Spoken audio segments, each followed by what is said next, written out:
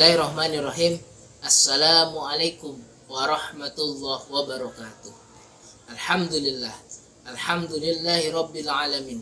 Wa bihi nasta'in, salatu wassalamu ala asyrafil anbiya wal mursalin Sayyidina wa maulana Muhammadin wa ala alihi wa sahbihi ajma'in, amma ba'du.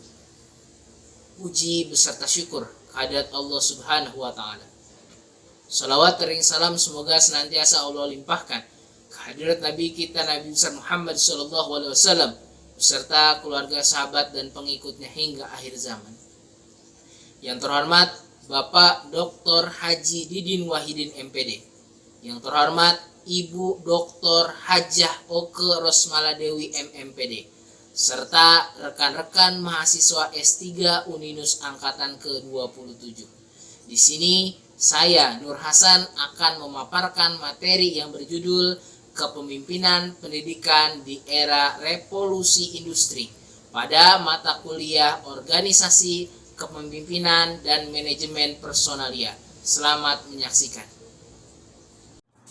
Kepemimpinan Pendidikan di Era Revolusi Industri oleh Nur Hasan dengan nomor mahasiswa 410381041972. Pendahuluan. Era revolusi industri menjadi suatu tantangan bagi dunia pendidikan dalam melakukan transformasi untuk dapat menyesuaikan dengan kemajuan zaman. Menurut Durkheim, lembaga pendidikan merupakan miniatur dalam kehidupan masyarakat, sehingga pendidikan berupaya untuk memenuhi berbagai tuntutan masyarakat.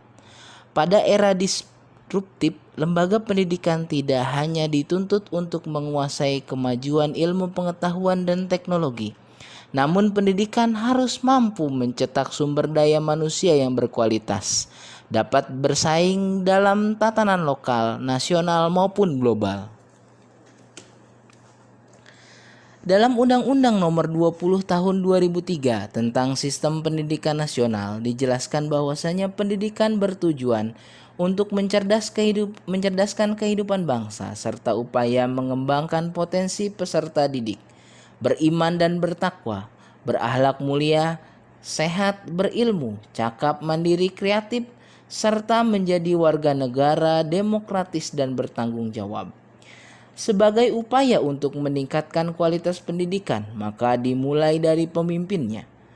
Menurut Mulyasa dalam bukunya, kepala sekolah merupakan komponen yang paling penting dalam pendidikan, memiliki peran dalam meningkatkan kualitas pendidikan.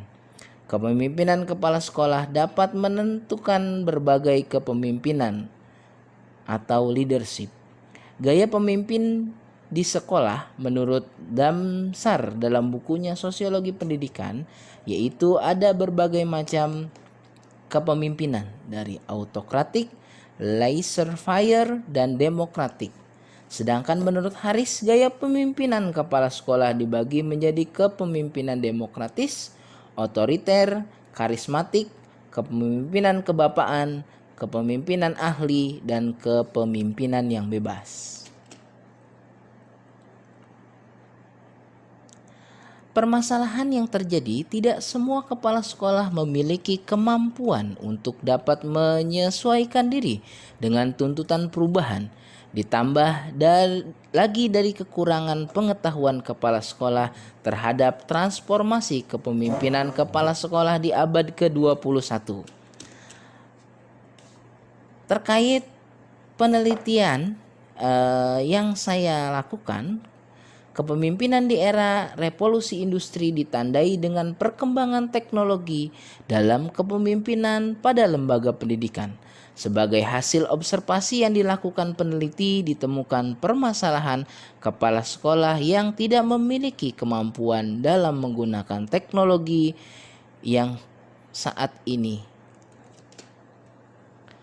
Pembahasan berdasarkan temuan penelitian menunjukkan bahwa gaya kepemimpinan kepala sekolah sangat beragam, tergantung kepada pribadi masing-masing kepala sekolah dalam memimpin lembaganya.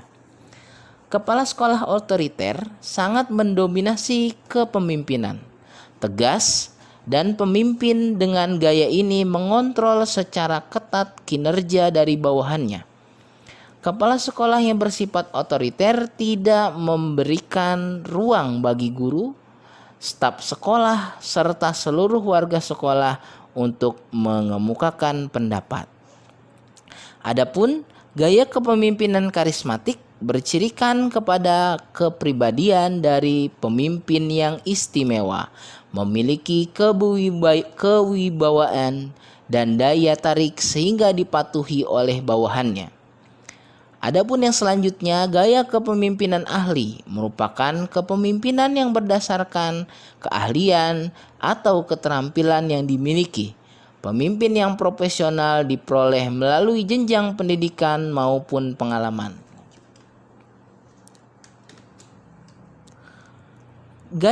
Yang selanjutnya, gaya kepemimpinan laissez-faire merupakan gaya kepemimpinan yang tidak peduli. Ruang bertukar pendapat tidak diperlukan.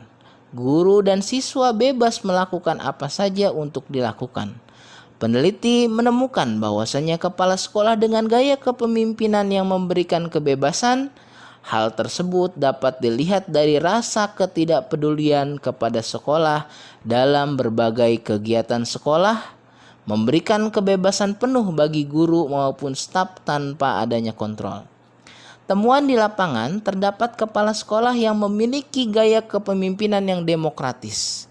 Gaya kepemimpinan kepala sekolah yang demokratis bercirikan adanya ruang untuk bertukar pendapat sehingga segala permasalahan diselesaikan secara musyawarah kepada guru, siswa, komite sekolah, wali murid, maupun masyarakat di area sekolah. Berbagai kepemimpinan tersebut harus disesuaikan dengan kondisi tuntutan masyarakat saat ini. Kepemimpinan ideal lahir dari kompetensi yang dimiliki oleh kepala sekolah dalam memimpin sekolahnya. Kompetensi kepala sekolah telah termaktub dalam Peraturan Menteri Pendidikan Nasional Nomor 13 Tahun 2007 tentang standar kepala sekolah, bahwa kepala sekolah memiliki kompetensi-kompetensi yaitu kepribadian, supervisi, manajerial, kewirausahaan, dan kompetensi sosial. Pada era revolusi industri ini, kepala sekolah dituntut memiliki kompetensi kewirausahaan, sehingga dapat melahirkan berbagai kreativitas dan inovasi dari guru maupun siswa di sekolah. Oleh karena itu, bantuan dari berbagai pihak untuk dapat mengeksplor berbagai potensi yang dimiliki oleh sekolah. Penelitian terkait kesiapan kepala sekolah di era revolusi industri pernah dilakukan oleh Sugiarto tahun 2019. Hasil penelitian menunjukkan bahwa perlu adanya persiapan profesionalisme kepala sekolah, kesiapan kepala sekolah dalam menghadapi tantangan, serta kesiapan dalam memberikan solusi terhadap masalah tantangan kepemimpinan kepala sekolah di era revolusi industri. Kepemimpinan yang ideal adalah kepemimpinan yang mengikuti tuntutan revolusi industri. Pemimpin mengikuti perkembangan teknologi untuk dapat mempengaruhi, mendorong, membimbing, mengarahkan orang lain untuk melaksanakan dan mengembangkan pendidikan dan pengajaran di era revolusi industri. Sebagai upaya meningkatkan kompetensi yang dimiliki kepala sekolah, maka salah satunya dengan mengikuti kegiatan workshop tentang tugas dan kewajiban kepala sekolah dengan meningkatkan kualitas guru, tenaga pendidik di sekolah yang dipimpinnya. Kesimpulannya adalah gaya kepemimpinan kepala sekolah mengalami transformasi mengikuti perubahan. Gaya kepemimpinan kepala sekolah yang lebih cocok saat ini yaitu dengan kepemimpinan demokratis yang dapat merangkul guru, siswa, komite, wali murid maupun masyarakat. Dalam kajian sosiologi pendidikan, maka sekolah harus menjalankan fungsi dengan baik sehingga kepemimpinan kepala sekolah dapat menjadi kemajuan bagi lembaga pendidikan yang dipimpin. Menjadi kepala sekolah yang profesional dituntut memiliki kompetensi kepribadian, manajerial, kewirausahaan, supervisi, dan kompetensi sosial. Keterampilan dalam menghadapi revolusi industri dapat dilihat dari kemampuan kepala sekolah dalam menggunakan teknologi, kemampuan kewirausahaan. Upaya yang dilakukan kepala sekolah untuk meningkatkan kemampuan dirinya yaitu melalui pendidikan, melanjutkan pendidikan, mengikuti berbagai pelatihan, seminar, workshop, dan berbagai kegiatan yang mendukung perlu adanya kolaborasi dari berbagai pihak, terutama pemangku kebijakan agar kepala sekolah menjadi pemimpin yang profesional dan berkualitas. Demikian pemaparan yang dapat saya sampaikan. Saya memahami banyak kekurangan, oleh karena itu cukup sekian, kurang lebihnya mohon maaf. Assalamualaikum warahmatullahi wabarakatuh.